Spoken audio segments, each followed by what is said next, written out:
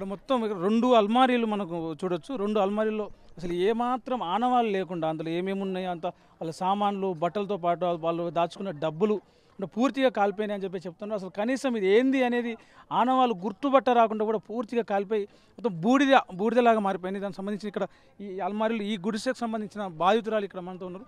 ఏమేమి కాలిపోయినాయి, మీకు ఏమేమి నష్టం జరిగింది? కాలిపోయినప్పుడు అల్మారీలో ఏమేమి ఉన్నాయి? అన్నీ ఉన్నాయండి, అన్నీ ఉన్నాయి.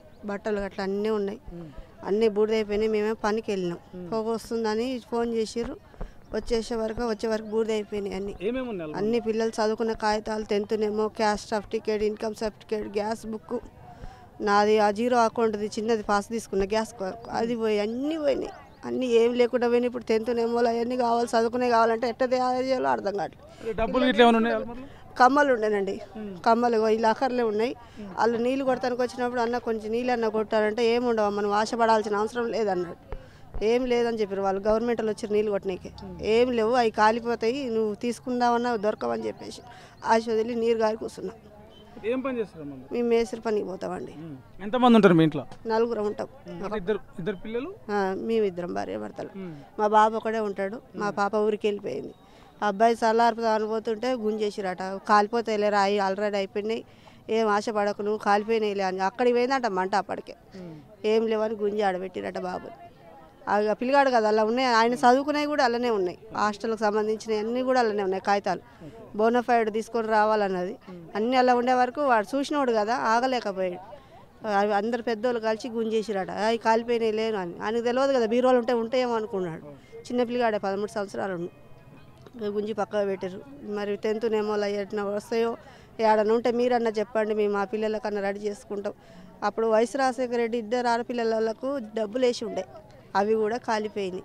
మరి అవి ఎట్టొస్తాయో తెలియదు, 18 సంవత్సరాలకు వస్తాయని చెప్పారు. అవన్నీ మా కాడ కాగితాలు ఉండే, అవి ఏవి లేవు ఆధారం.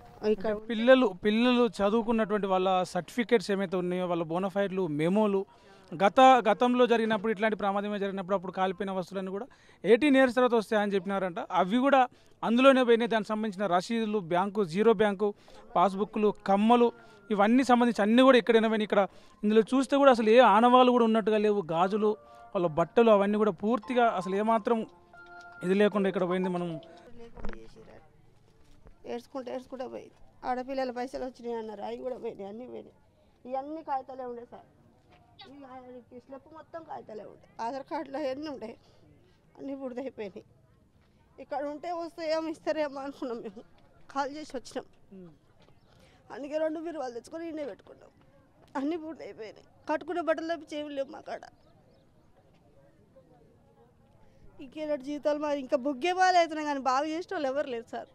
డబల్ బెడ్రూమ్లని అవని పొలాలని ఇవన్నీ అంతా నాశనం చేయడానికనే, కానీ మాటలతో బాగుపడం కదా, బాగుపడతామా? కష్టం చేసి ఇగో బుగ్గిపాలు అయిపోయింది. మమ్మల్ని బాగా చేసి ధైర్యం చెప్తే కడుపు తింటుందా? కంచంలో అన్నం పెడితే ఆ 4 మెతుకులు కడుపులో పోయేదాకా నమ్మకమే లేకుండా అయిపోయింది.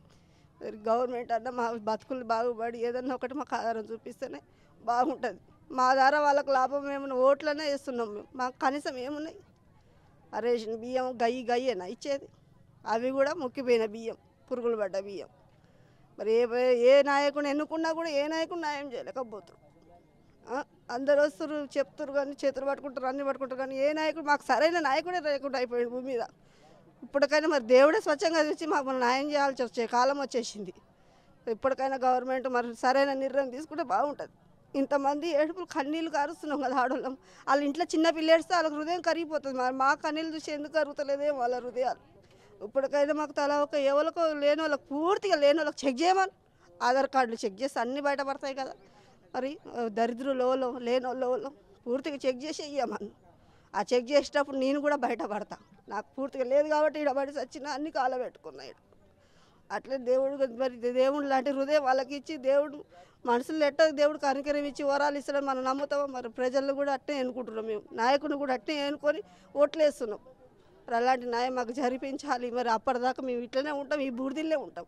ఇక్కడ ఒక కాలిపోయిన గుడిసెల దగ్గర మనం వాళ్ళు కూరగాయల వ్యాపారం అనుకుంటా. మొత్తం ఇక్కడ వాళ్ళు పెట్టుకున్న అమ్ముకోవడానికి తీసుకున్న ఉల్లిగడ్డలన్నీ కూడా కాలిపోయి ఉడికిపోయి మొత్తం ఇక్కడ చితికిపోయినాయి. దాంతోపాటే వాళ్ళు ఏదైతే ఇంట్లో వండుకునే దానికి తెచ్చుకున్న బియ్యం ఉన్నాయో, వాళ్ళ కూరగాయల వ్యాపారం సంబంధించి ఈ తరాజు ఇవన్నీ కూడా మొత్తం పూర్తిగా కాలిపోయినాయి. వాళ్ళు కుట్టు మిషన్ సంబంధించి కూడా మొత్తం అది ఏమాత్రం పనికి రాకుండా అక్కడ కొంత ఇక్కడ కొంత పూర్తిగా కూడా అయిపోయింది. ఇక్కడ మనం చూడొచ్చు వాళ్ళు వండుకున్న అన్నం కూడా అంటే పూర్తిగా అన్నం కూడా తెలియదు, వండుకున్న అన్నం దానికి సంబంధించి కూరలు ఇవన్నీ కూడా పూర్తిగా కాలిపోయి మాడిపోయి మొత్తం కంప్లీట్గా ఒక బూడిది ఒక వ్యవస్థ మొత్తం ఇక్కడ ఏదైతే 8,000 గుడిసెల్లో తగలబడిపోయిన 450 గుడిసెలు ఉన్నాయో పూర్తిగా ఆనవాళ్ళు ఇక్కడ గుడిసెలు ఉండేవి ఆనవాళ్ళు కాకుండా ఒక బూడిది ఒక మొత్తం నిప్పులు బూడిదిలాగా అయిపోయింది. మొత్తం మొబైల్ ఇక్కడ వాళ్ళ ఇంట్లో సంబంధించిన మొబైల్ పిల్లలు చదువుకునేటువంటి ట్యాబ్ ఏదైతుందో అవన్నీ కూడా పూర్తిగా బూడిదగా మారిపోయినాయి. ఇక్కడ ఫోన్ చూడొచ్చు మనం, ఇది ఒక మొబైల్ ఫోను పూర్తిగా ఏమాత్రం ఆధారాలు ఇది మొబైల్ ఫోన్ అనడానికి కూడా ఆనవాళ్ళు లేకుండా మొత్తం కాలిపోయినాయి. ఇది ఒక ట్యాబ్ సంబంధించి పిల్లలు ఏదైతే వాళ్ళు చదువుకునే ట్యాబ్ ఉందో దానికి సంబంధించిన ట్యాబ్ కూడా బ్యాగులో పెట్టుంది, బ్యాగుతో సహా పూర్తిగా ఇది మొత్తం కూడా కాలిపోయింది. మనం చూస్తున్నాం వాళ్ళు మిషన్ కుట్టుకొని వాళ్ళు ఇంటి దగ్గర ఉండి మిషన్ కుట్టుకునే సంబంధించి వాళ్ళ ఉపాధి ఇప్పుడు అది కూడా లేకుండా పోయింది. కూడు లేదు, తినడానికి గూడు లేదు, దానికి సంబంధించి వాళ్ళు చేసుకునే పని లేదు. చెప్పమ్మా ఏమేమి కాలిపోయినాయి మీ ఇంట్లో ఏమేమి కూడా కలిపేశారు, కుట్టుకొని దాచుకున్న డబ్బులు 40,000 దాకా కలిపేశారు, మిషన్లు మొత్తం బట్టలు కట్టుకుని అన్నీ కలిపేశారు. ఇంకేం లేదు సార్, పిల్లలు ఒక్కటే తీసుకుని వెళ్ళాను సార్. అంటే ఎక్కడ మీరు ప్రమాదం జరిగినప్పుడు మీరు ఎక్కడ ఉన్నారు? ఇక్కడ మిషన్ కుట్టుకుంటున్నాను సార్, నేను మిషన్ కుట్టుకుంటున్నాను, ఇక్కడ అంటుకుంది సార్. బయట నుంచి మంటలు వస్తున్నాయి అంటే బయటకు వెళ్ళబడికి అందరూ గ్యాస్ పేలబడికి మా మీదకి వచ్చేద్దాన్ని పెద్దవాళ్ళు కేకలు వేసేస్తే పిల్లల్ని తీసుకుని పారిపోయింది సార్. మా దాకా కాలదు అనుకున్నాను సార్, పిల్లలు అట్టుకుని కాలిపోయి ఎదురు నుంచి మళ్ళీ రాబడికి మొత్తం కాలిపోయింది సార్. ఇప్పుడు మీకు కాలిపోయిన వస్తువులు మీ ఏం వస్తువులు కాలిపోయినాయి, ఏమేమి ఇంట్లో డబ్బులు కానీ బంగారం కానీ బట్టలు కానీ ఏమేమి? డబ్బులు కాలిపోయి సార్, పిల్లలు పట్టీలు గిట్టులు అన్నీ కరిగిపోయి సార్. వస్తువులు వండుకున్నాయి, కట్టుకున్న బట్టలు ఏమీ లేవు సార్, మొత్తం అంతా కాలిపోయింది సార్. మిషన్ కుడతాను సార్, మిషన్ పీకో మిషన్, మామూలు మిషన్, 2 మిషన్లు కూడా కాలిపోయి సార్. మొత్తం మిషన్ కుట్టుకుంటూ ప్రమాదం జరిగినప్పుడు ఆమె ఇంట్లోనే ఉంది. అయితే అక్కడి నుంచి మంటలు ఏవైతే వచ్చి జరిగిందో గ్యాస్ పేలిపోయి మంటలు అంటుకొని గ్యాస్ పేలిపోయిన సందర్భంలో సౌండ్ వచ్చి ఇటు మంటలు వస్తున్నాయని చెప్పేసి పిల్లల్ని తీసుకున్నట్టు దూరంగా పారిపోయినాం. అయినప్పటికీ కూడా ఈ మంటలు ఆగలేదు. మొత్తం మేము కుట్టుకునే మిషన్లు ఏదైతే ఉందో చిన్న మిషన్ పీకో మిషన్ అని చెప్తా ఉంది ఆమె. ఆ మిషన్ల విలువనే దాదాపు 15-30 ఒక్కొక్క మిషన్ 15,000 నుంచి 20,000 దాకా ఉంటుంది. ఆ మిషన్ మొత్తం కూడా కాలిపోయింది. ఇంట్లో గ్యాస్ పొయ్యిలు కావచ్చు, కూలి చేసుకొని ఈ పనులు చేసుకుని దాపెట్టుకునే డబ్బులు 40,000 వరకు డబ్బులన్నీ కూడా కాలిపోయినాయి. పిల్లల పుస్తకాలు కాలిపోయినాయి, బట్టలు కాలిపోయినాయి. ఇప్పుడు ఏమీ లేవు, కట్టు బట్టలతో మేము ఇక్కడ నిల్చున్నాం. ఇది మా పరిస్థితి అని చెప్పేసి ఇక్కడ బాధితులు ఎవరైతే ఉన్నారో రావినారాయణ రెడ్డి అగ్ని ప్రమాదం జరిగిన ప్రాంతంలో బాధితులందరూ కూడా ఎవరిని కదిలించినా కన్నీళ్ళే వస్తూ ఉన్నాయి. వాళ్ళ బాధ అసలు చెప్పుకోవడానికి తీరట్లేదు, చెప్పుకోవడంత బాధ వాళ్ళ గుండెలో దాచుకున్నారు. ప్రపంచంలో ఏ మూల ఏ క్షణం ఏం జరుగుతుందో వేగంగా తెలుసుకోవడానికి తొలి వెలుగు వాట్సాప్ ఛానల్ని ఫాలో చేయండి.